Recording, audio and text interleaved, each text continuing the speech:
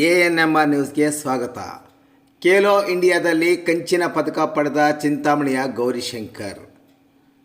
First Khelo India ಯೂನಿವರ್ಸಿಟಿಯ athletic 2020 ಆಟಗಳನ್ನು ಒಡಿಶಾ ರಾಜ್ಯದ ಭುವನೇಶ್ವರದಲ್ಲಿ ಹಮ್ಮಿಕೊಂಡಿದ್ದು, 400 ಮೀಟರ್ ಓಟದ ಸ್ಪರ್ಧೆಯಲ್ಲಿ ಭಾಗವಹಿಸಿದ್ದ ಕ್ರೀಡಾಪಟು ವಿ ಗೌರಿಶಂಕರ್ ಕಂಚಿನ ಪದಕ ಪಡೆದು ತಾಲೂಕು ಮತ್ತು ಅವಿಭಜಿತ ಜಿಲ್ಲೆಗೆ ಕೀರ್ತಿ ತಂದುಕೊಟ್ಟಿದ್ದಾರೆ.